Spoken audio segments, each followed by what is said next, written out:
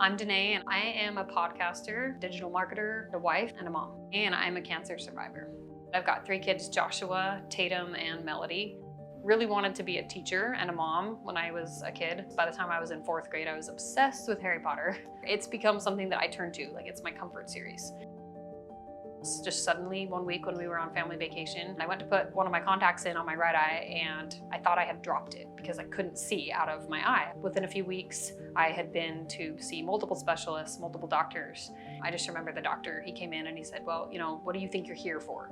And I just said, well, I have a retina tear and you need to fix it. And he said, well, I can't fix it. And it's not because I don't want to, it's just because there's actually a tumor that is pulling the retina up and I can't fix that. We have to treat the tumor first.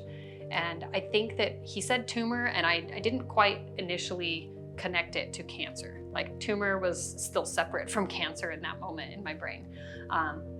But it was terrifying and I was alone. I called my husband and I think we were both in complete shock that I even had a tumor in my eye. We're meeting with the next doctor. She and I hit it off really well. I felt a lot more seen and understood by her.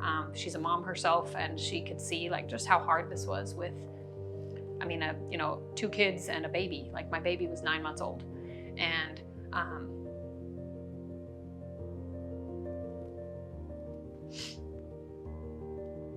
that whole month was hell. Not only was I losing sight, I was also dealing with the idea of, well, what does this mean for the rest of me, right? And that became, kind of a burning question, I think. Castle entered the picture basically in my first appointment with Dr. Curley. So when she was giving me my second opinion, confirming that yes, I had ocular melanoma and that we needed to treat it with something, here were my options.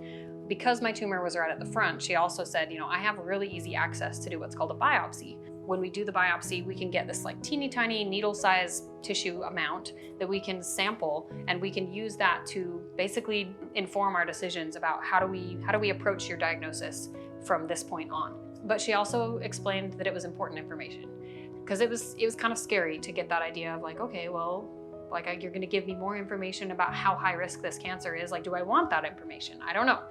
And she told me that one, I could decide to kind of not see it if I wanted. She could be the one to know. She could pass it on to my medical oncologist, and I could just kind of put my head in the sand if I wanted. And the other option was that I could know what the information meant and I could, kind of be a part of this process with her.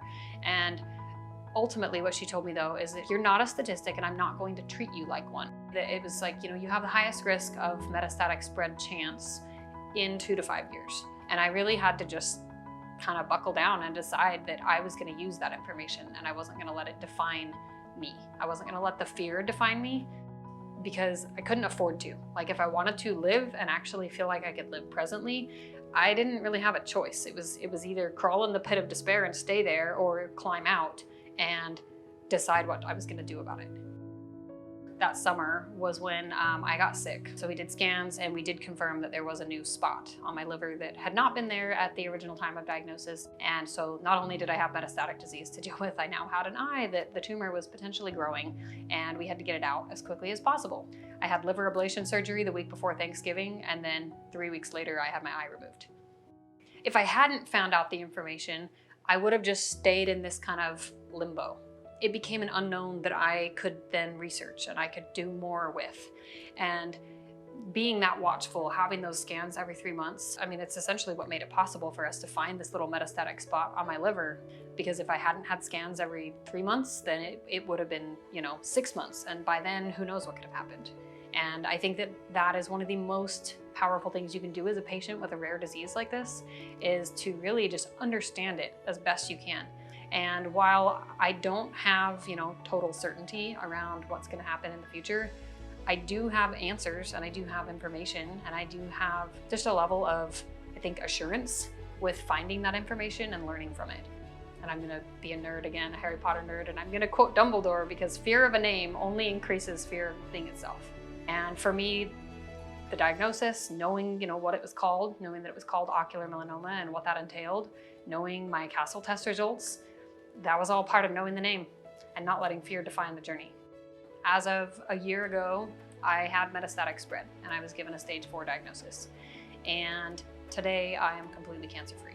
I had to really just learn how to show up for myself and learn how to advocate. So, it became kind of a gift in some ways, even though it was really hard at first. I'm here today and I'm gonna be here tomorrow, and eventually those tomorrows add up. And that's been the case ever since. So that's kind of my plan, is just keep living today and expecting tomorrow.